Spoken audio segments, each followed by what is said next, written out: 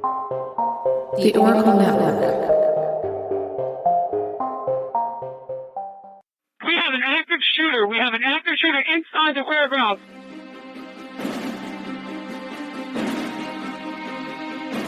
Welcome to Active Shooter, a podcast that covers the whys, the hows, and the aftermath of active shooter and mass casualty events. They have an active shooter in the building. A second call says they are being attacked. I've been shot. 16910 means we got shots fired. 4:15 ASF. Route to 91. Sounded like an automatic firearm.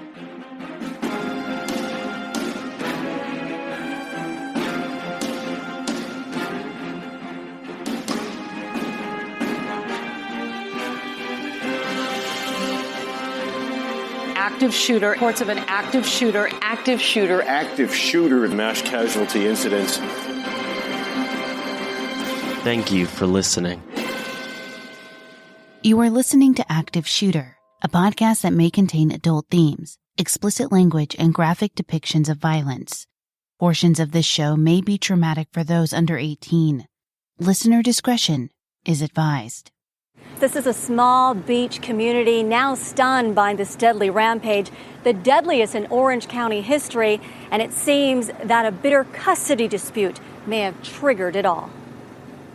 Police say was dead set on mass murder. Wednesday afternoon, witnesses say the 42-year-old stormed into Salon Meritage and opened fire.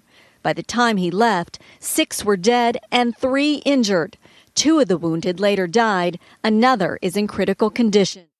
We all have bad days. They're unfortunate facts of life. Of course, some days are worse than others. But even the worst ones are often something that we can shake off, believing the following day is something of a fresh start.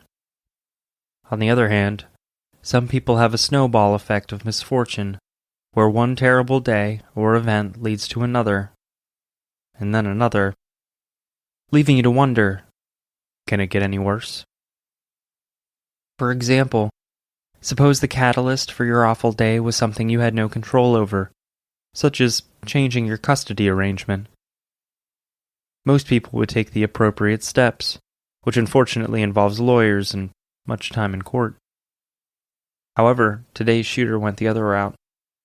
He decided his best option would be to eliminate the problem altogether.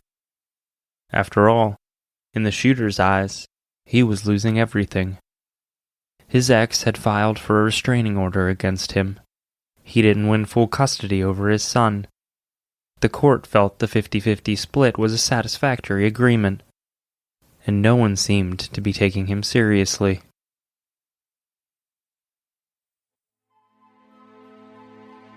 Active Shooter the podcast is a High Five Holly production, and I'm your host, JT.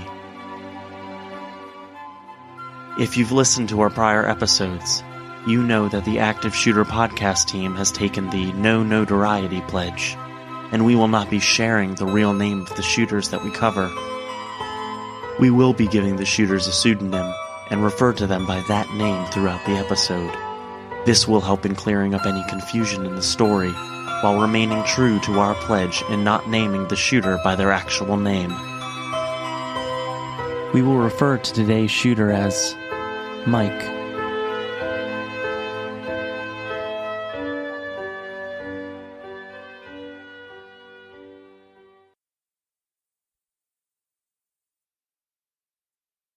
In today's episode, the shooter's son was a minor.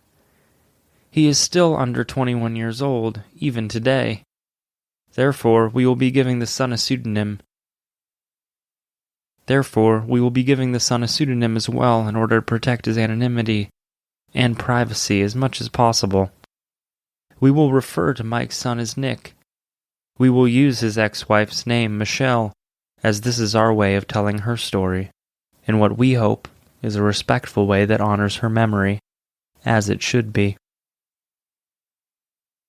Mike began his morning with a drive to the Bolsa Chica State Beach, where he sat, reflecting over what he should do, meaning he was trying to decide if he should shoot his ex. He was furious and resentful that his ex-wife, Michelle Fournier, continued to battle him over their 8-year-old son, Nick. Mike felt entitled to more parenting time with his son and was extremely angry that court orders weren't in line with his wishes. The former couple was arguing on the phone earlier that very morning, and frankly, he was fed up, and finally decided it was time to end the situation, once and for all. He was angry, enough for murder, especially after the constant bickering. It seemed like the obvious choice. His ex-wife needed to die, and Mike would be the one to kill her. Mike hopped into his Toyota Tundra truck, wearing a cheesy Hawaiian shirt with a bulletproof vest underneath. He carried a .45 caliber Heckler & Koch semi-automatic pistol and a .44 Magnum Smith & Wesson Model 29 revolver. He left the beach, heading straight towards the Salon where he knew Michelle would be. Mike had been to the Salon many times, mainly just to argue with Michelle about custody issues, so he knew just where to go. The idea that he could injure or kill others was collateral damage that Mike was relatively comfortable with. But, unfortunately, there was collateral damage indeed. 8 people inside the Salon were shot and killed, while one other innocent individual was injured in the parking lot. It was the worst mass shooting or murder event that this small area had ever experienced. Yet, though the destruction was immense, the coming together of the community in the aftermath was a beautiful reminder of how we can rise up and offer love and support in the most extraordinary times of need. At 1:21 p.m., Mike approached the Salon Meritage at 500 Pacific Coast Highway in Seal Beach, California. Once he arrived, Mike wasted no time. He walked inside, visually located his ex-wife, raised his weapon, and shot her 3 times. He immediately swung the gun around, aimed, and fired at Christy Lynn Wilson. She testified against Mike at the custody hearing a day earlier, and Mike felt she played too significant a role in the misfortune he had been experiencing. She would stand in his way no longer. One of the girls that works in the salon, her ex-husband came in, obviously very distraught.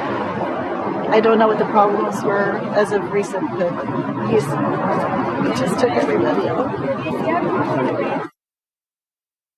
The salon's owner, Randy Fannin, was desperate, watching Mike with wary eyes as he wielded 2 handguns.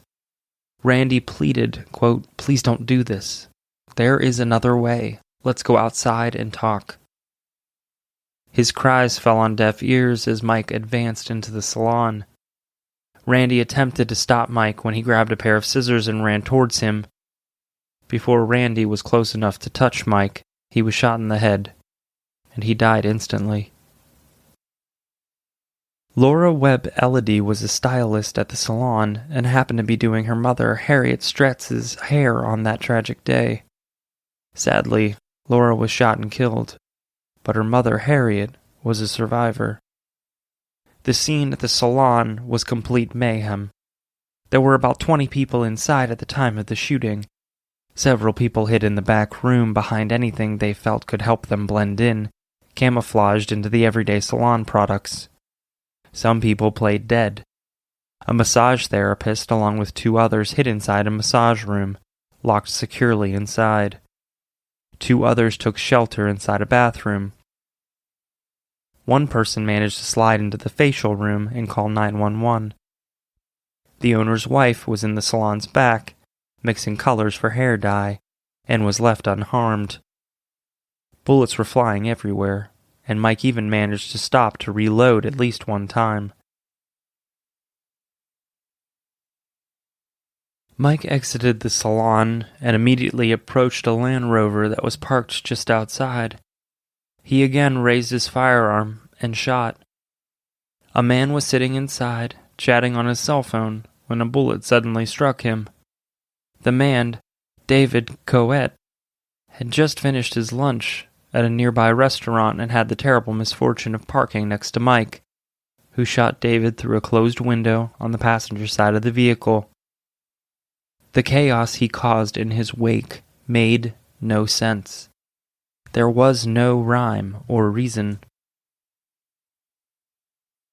One petrified woman who witnessed the madness raced into a restaurant called Patty's Place, screaming about an active shooter and taking cover. In fact, several people in the immediate area ran towards the restaurant to take cover. Diners looked on with horror as women rushed into the restaurant wearing smocks, and some with foil in their hair and the cape you typically wear when getting a haircut. The restaurant's owner locked the doors, and his wife placed a 911 call. The servers passed out soda, water, and food to the witnesses, those who were utterly traumatized by what they had just seen. Michelle was at the restaurant earlier in an eerie coincidence, checking on the specials and promising to be back later for lunch.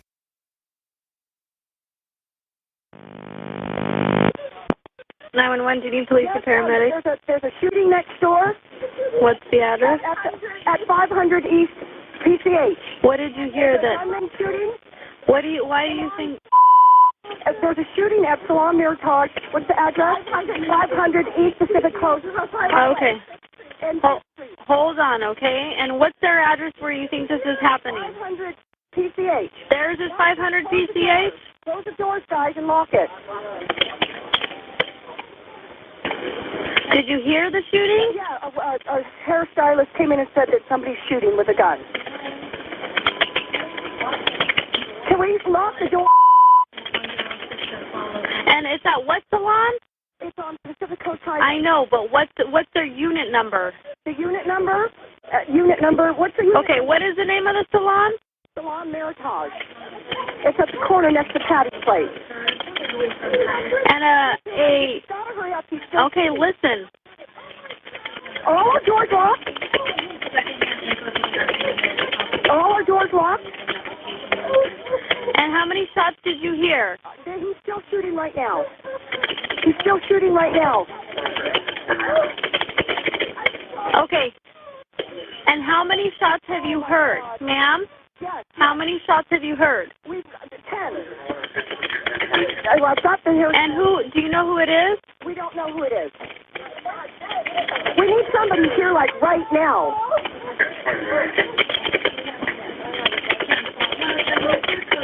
We need keys to lock the door. Okay, do you know, listen, okay?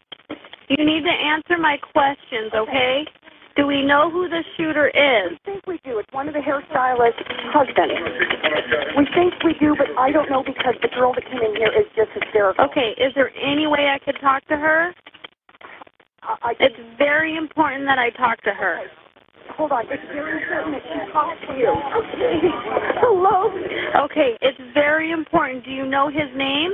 I don't know his name. Okay. Okay, hold on one second.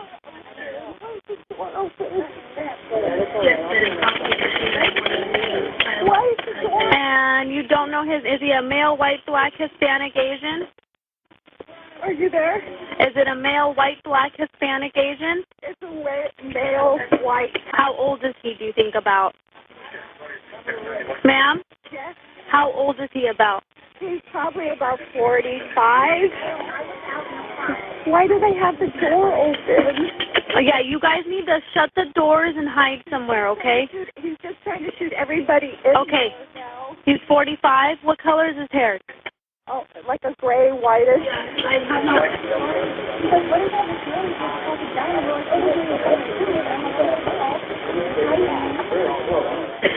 Oh, I'm sorry, what color is his hair? Excuse me? Listen, we already have everybody on the way, but just so we can find out who he is and what he looks like, I need you to concentrate and answer my questions, okay? So we can figure out if we have the right person. What color is his hair? His hair is blonde. Blonde hair.